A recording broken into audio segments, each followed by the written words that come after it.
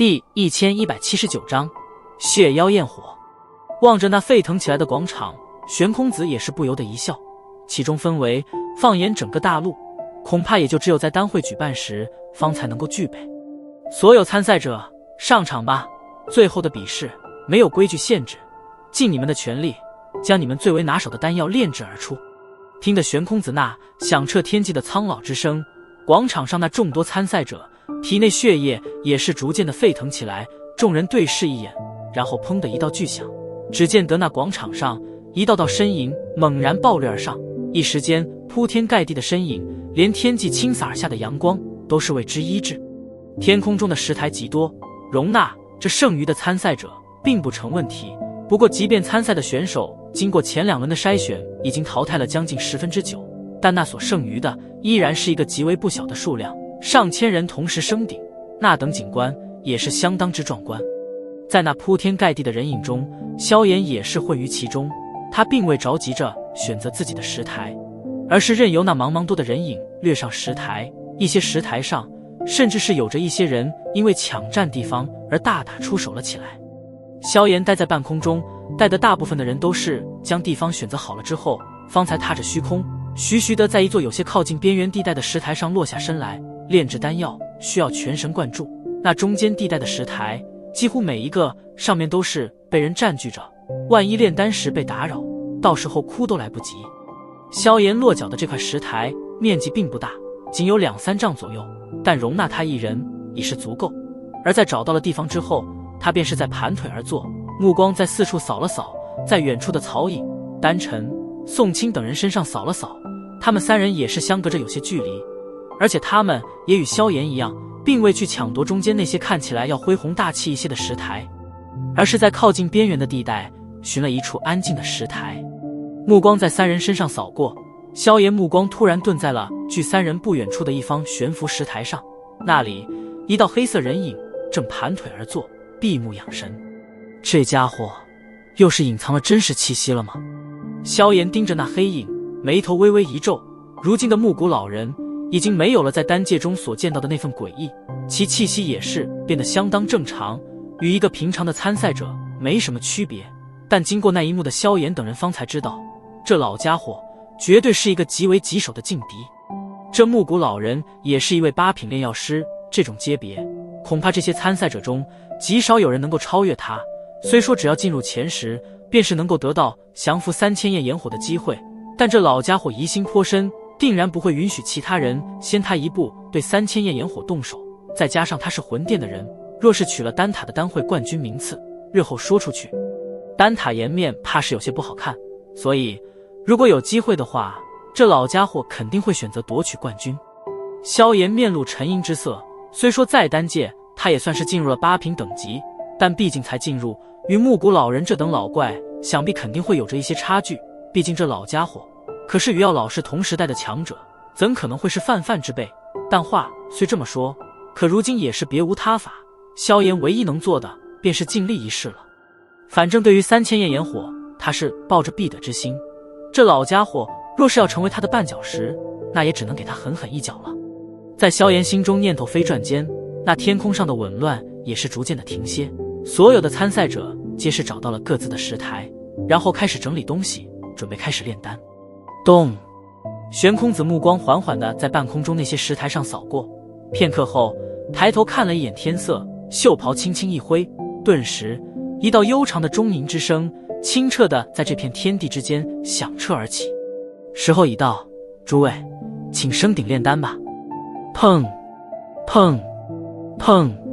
玄空子此话一落，这片天地的气氛瞬间凝固，紧接着铺天盖地的药鼎闪现而出，最后重重地落在石台之上，低沉的金铁之声陆续不断地在天际响彻。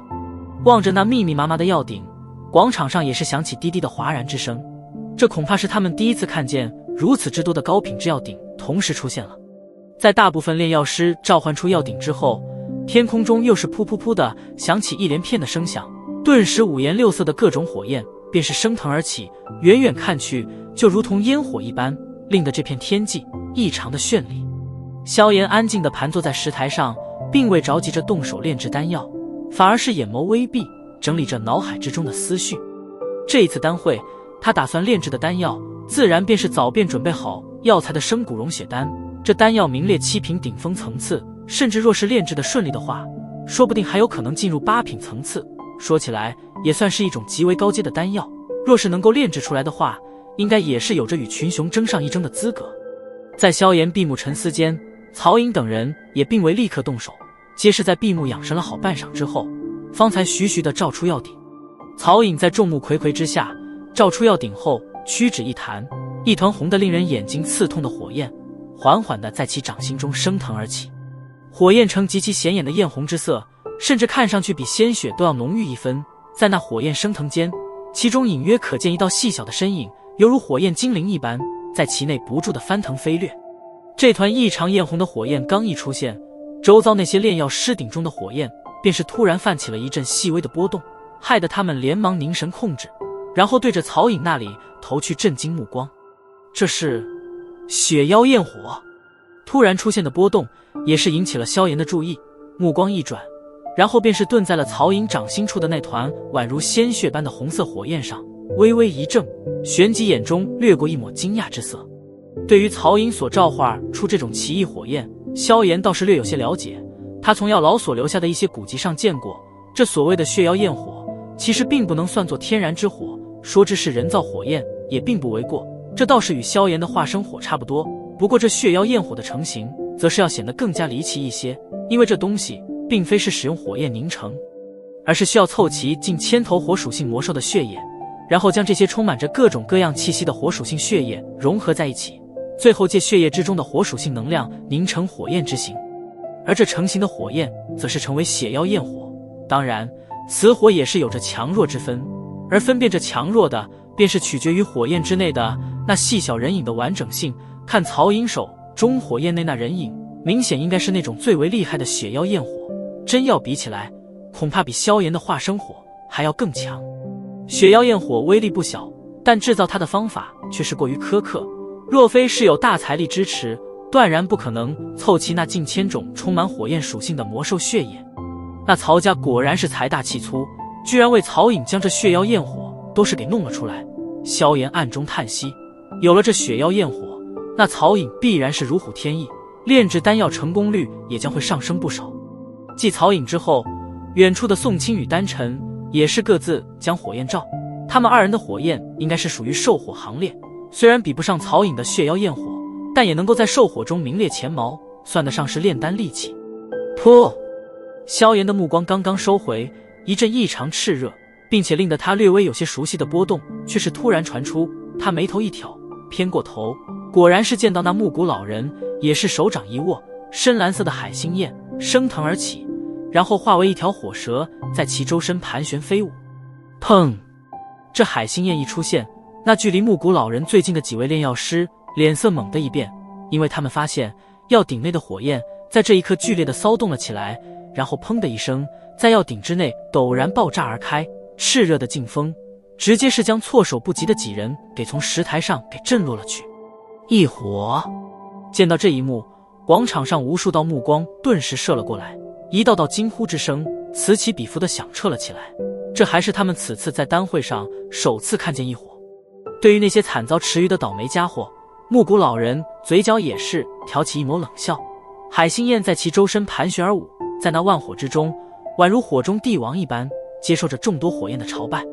海星焰所化的火蛇盘旋在木谷老人周身，颇有种耀武扬威的感觉。萧炎淡淡的瞥了一眼嘴角挂着冷笑的木谷老人，脸庞上也是缓缓掀起一抹笑意，手掌轻握，碧绿色的火焰猛然闪掠而出，化为一条火龙，远远的便是对着海星焰发出一道奇异的咆哮之音。砰！在琉璃莲心火这道咆哮音下，那盘旋在木谷老人周身的海星焰顿时一滞，旋即在无数道惊愕目光中，犹如逃命般的掠进了木谷老人掌心之中。